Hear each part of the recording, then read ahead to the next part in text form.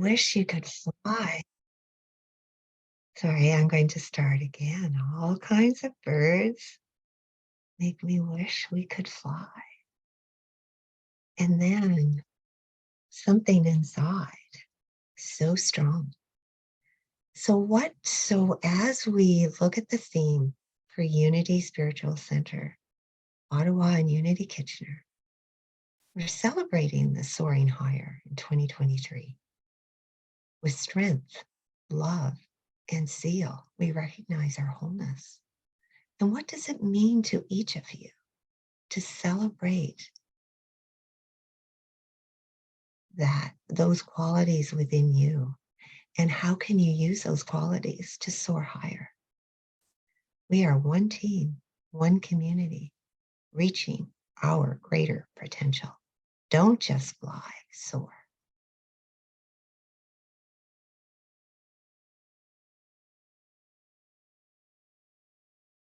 So I'd like to welcome back in a more formal way, Reverend Paul Hasselbeck. And C gave me very clear instructions that I could have 3 lines here for a bio, and I exceeded it because there's just too much to say.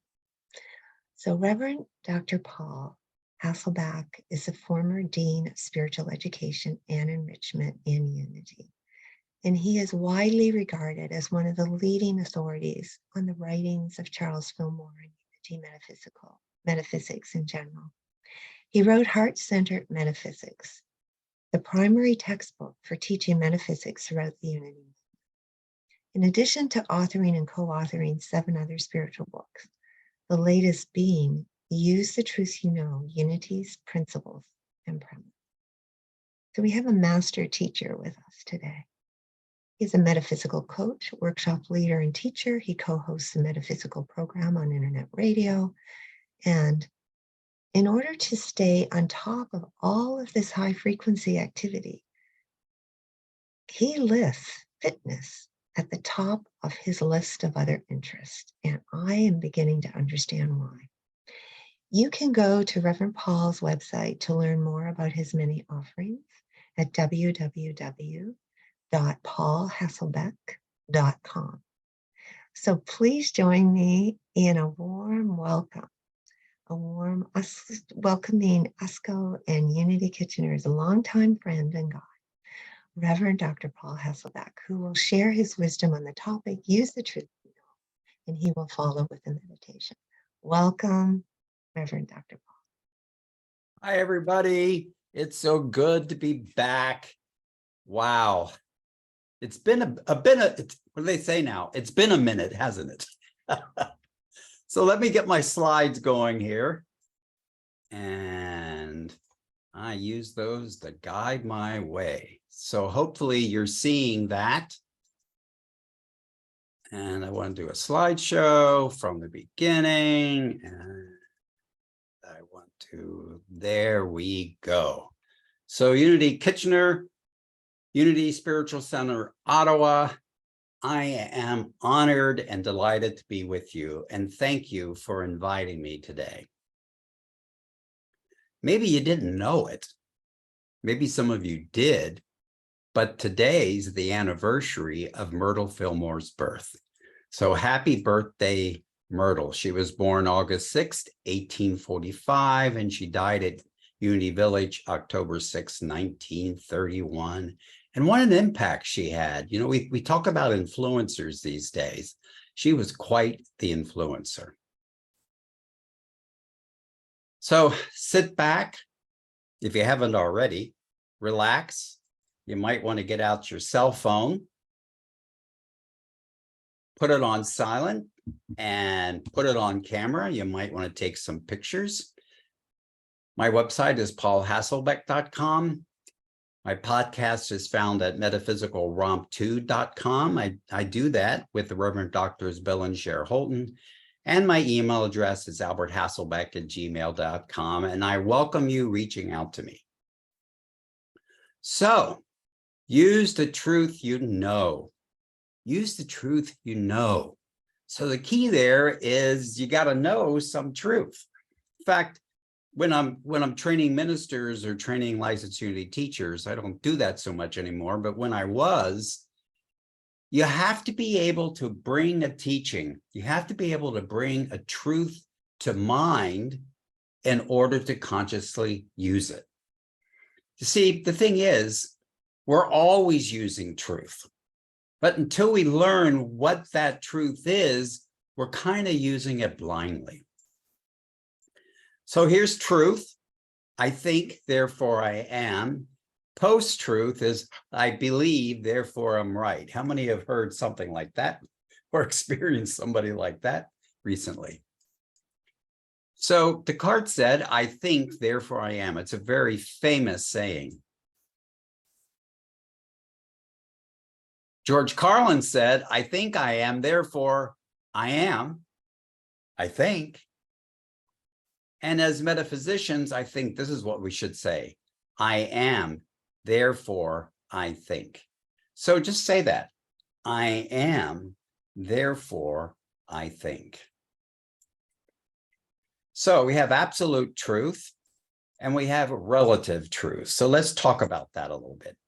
So relative truth is that which we pronounce truth from the plane of appearances is relative only. So what we're really saying is we live in a world that's changing and the truth is relative. So like today, I'm saying it's a sunny day. But as soon as it gets cloudy, that's no longer the truth. That truth is relative. The relative truth is constantly changing. And of course, it's based on appearances. It's based on the things we experience from our senses. The absolute truth endures. And what is true today always was and always will be true. And one of the fundamental concepts in unity is that God, the divine, spirit, whatever you want to call it, does not change. And because the divine doesn't change, it's utterly dependable. See, an absolute truth is dependable. A relative truth, it depends on whether it's dependable or not. So the absolute truth endures, and what is true today always was and always will be. Now, I'm just going to notice something here is that in my writings these days, in the last couple of years, I capitalize every letter of a word that is a word that refers to something that is unchangeable. Because for me, fundamentally, this unchanging realm is the divine. So we're going to be exploring some truth. We're going to talk a little bit about God, teachings, the confusion around principle, law, and of course, using truth. So Charles Fillmore said, mind, or define mind in the revealing word. By the term mind, we mean God, the universal principle, which includes all principles. I use this slide in almost every talk to remind people we're not talking about an entity or a being. In fact, Myrtle Fillmore said, God is not a being with parts like man. God is it, neither male nor female, but principle. And so we have three words, at least, just from this one definition, that are synonyms for the divine: mind, God, principle. So what's a principle? Well, from Merriam-Webster, a principle is a comprehensive and fundamental law, doctrine, or assumption. Or a principle is an underlying faculty. So we're going to be talking about some fundamental laws we find in unity. We're going to be talking about some assumptions too. And underlying faculties, well, I really love it that Unity of Kitchener and Unity of Ottawa emphasizes the 12 powers so much. And then what about unity teachings? Well, they're basically premises. They are assumed to be true. And the examples that we most know are the unity's 5 basic principles. So here's the 5 basic principles in one format. God is absolute good everywhere present. Our very essence is of God. Activity of our thinking creates our experience. Prayer heightens the connection with God mind. And finally, and most importantly, live the truth you know. So that's kind of one of the standard editions. Here's mine. God is principle, present in its entirety at every point in space at the same time. And that's kind of a riff on something Eric Butterworth said. We are fully divine and fully human. And I'm moving faster and faster away from this idea that we're trying to escape living here on the earth and escape our humanity. We've got to fully embrace our humanity, just as we've got to fully embrace our divinity. The third one is the activity of our thinking, feeling natures creates our inner experiences. They don't literally create outer things. However, if we get enough head of steam behind what we're thinking and feeling, we will then act based on that inner experience. Prayer synchronizes our humanity with our divinity, or we could say prayer harmonizes our humanity with our divinity. And this is a very important step in everything. Then, of course, we got to live the truth you know. And as I said earlier, you can't live the truth consciously if you can't bring it consciously to mind. So here they are again. God is principle, present in its entirety at every point in space at the same time. We are fully divine and fully human. The activity of our thinking, feeling nature creates our inner experiences. Prayer synchronizes or harmonizes our humanity with our divinity, and live the truth we know. So use the truth you know means consciously using the teachings, principles, and laws you know, because you're already using them unconsciously and sometimes getting some untoward results. And we don't want that at all, do we? So there is this saying, God is good. And then some people say, God is the good. Well, what does this teaching mean? In the revealing word, the definition of all good is divine mind, God, the principle divine benevolence that permeates the universe. So God isn't good like a Boy Scout or a Girl Scout, or God isn't good like a good person. God is the principle, I'll say that again, God is the principle that humans use to be benevolent. So in one of those moments when you're contracting instead of being expansive, in one of those moments when you don't want to be benevolent, you don't want to be generous, you can take a deep breath and you can remember that this principle of benevolence is right there at the point of you. And you can call on that. You can put a demand on it. You can claim benevolence and then act in a more benevolent way. So unity principles include the powers, 12 powers. And the 12 powers and all unity principles are divine ideas. And then, of course, we have principles. Powers, divine ideas, principles. Synonyms, folks. When you're reading the books, don't think that each of these are distinctive things. That's how I got off track. So we already talked about the 12 powers: faith, strength, discernment, love, dominion, imagination, understanding, will, order, zeal, elimination, and life.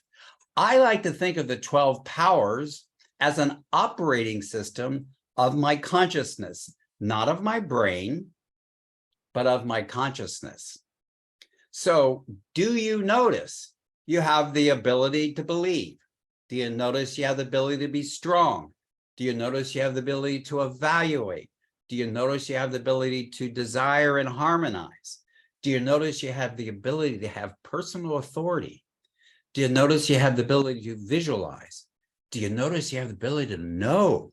Do you notice you have the ability to choose? Do you notice you have the ability to adjust? Oh my, isn't it great? We have this ability to adjust when we're in a situation we're not particularly happy with. Do you notice you have the ability to be passionate? Do you notice you have the ability to release and let go? And do you notice you have the ability to enliven and energize?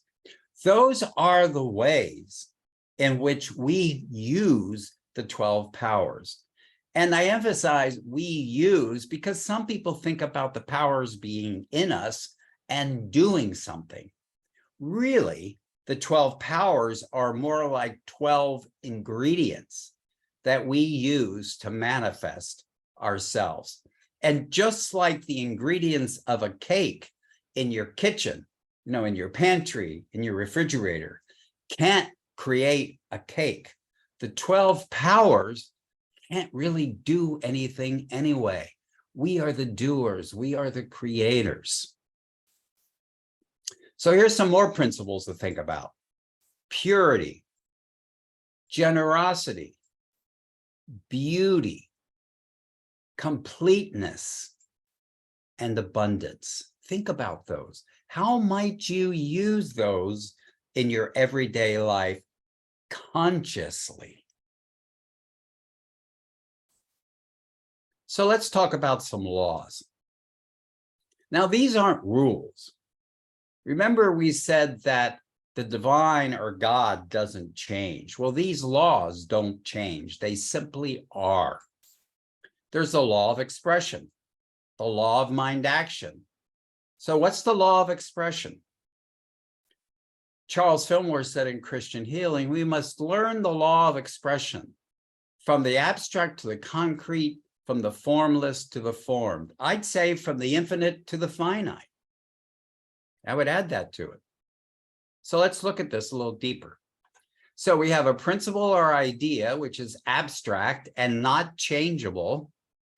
And we use principles and ideas to manifest and create an inner experience. And in doing so, we have to take this principle or idea, the powers, for example, and define them in some ways, focus, form, refine, specify them. And once we have that inner experience, we can build up enough inner motivation to take action in the outer realm. And we all know taking action in the outer realm takes a lot more energy than just thinking about the energy, the action. So we take a principle or idea that we're aware of, it's abstract. In our consciousness, we limit it to something more specific. We have an inner experience, which is one manifestation. And then if we act on it, we can do an outer manifestation, which is very concrete and very specific. Have you ever noticed that? That the universe operates specifically. It doesn't operate in general ways. Every last thing you do and think is specific. And then one of our favorites, the law of mind action, is thoughts held in mind with feeling produce more thoughts with feeling of the same kind.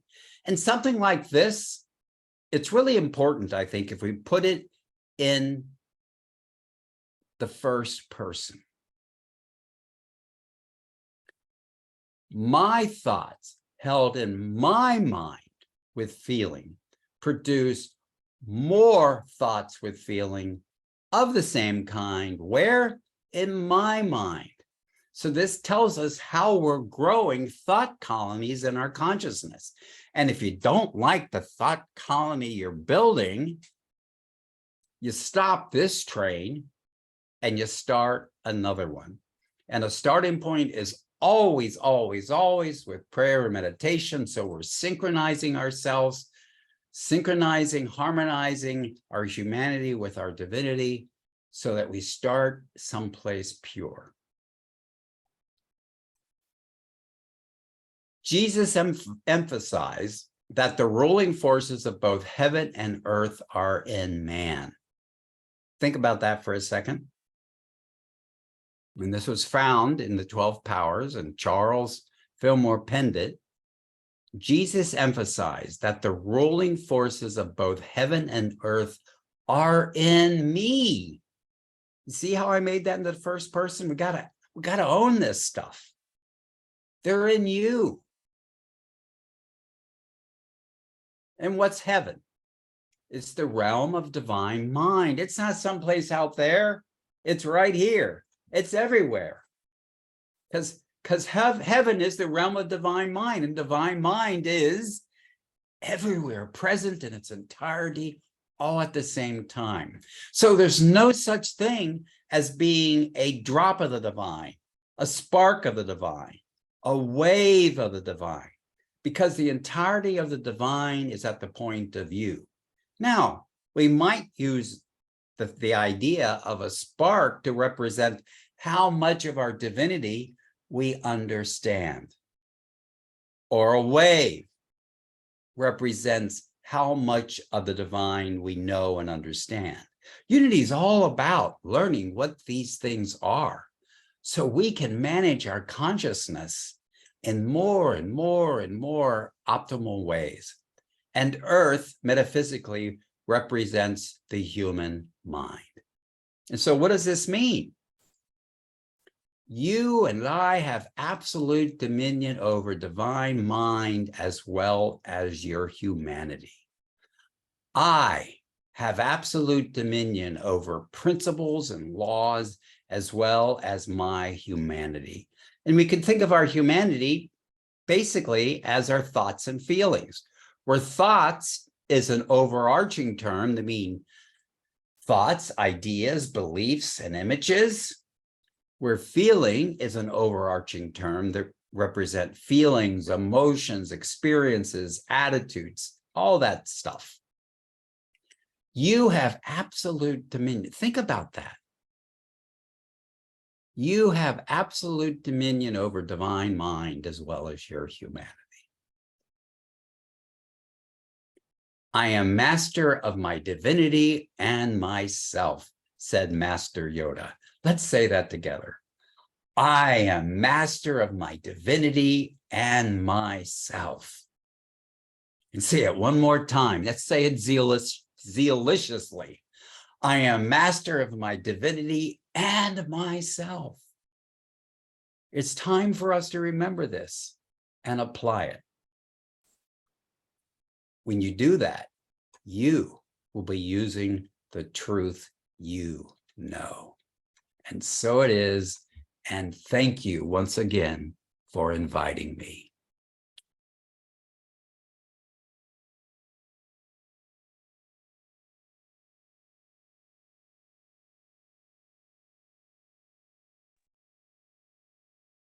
Would you like to take us into meditation, Dr. Paul?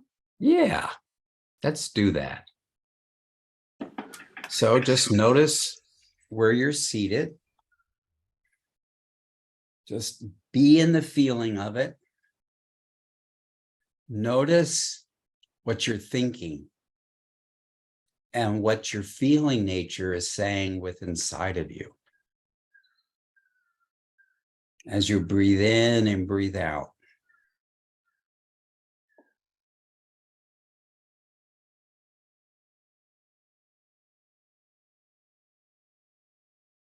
And think about, what does it mean when you hear or you think, I am fully divine and fully human?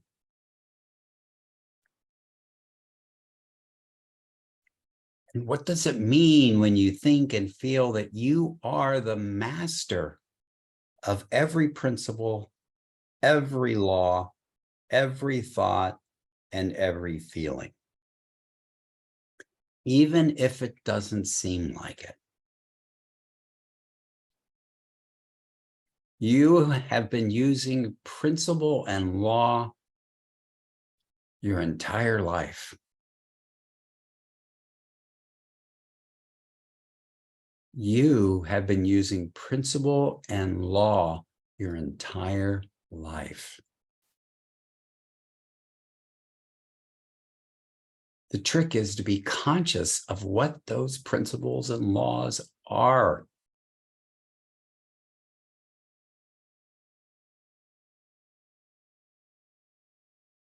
Those principles and laws are the basic fundamental building blocks that we use as an operating system in our consciousness.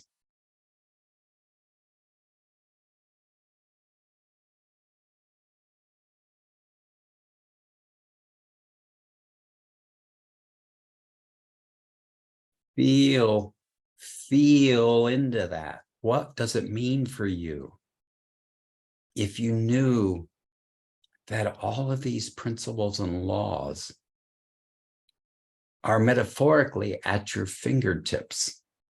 The truth is, they are permeating every cell and molecule of your body.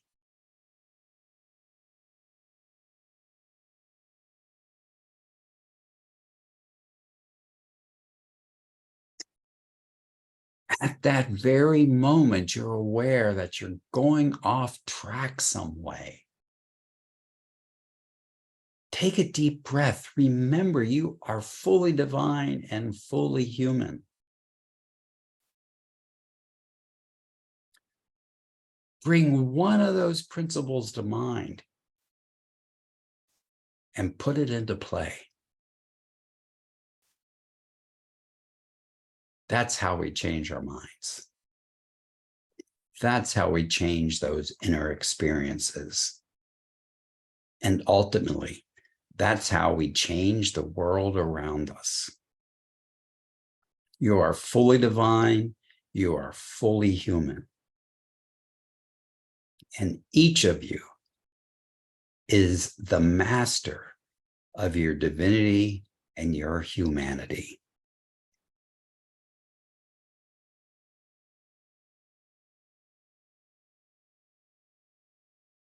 And so it is. Amen.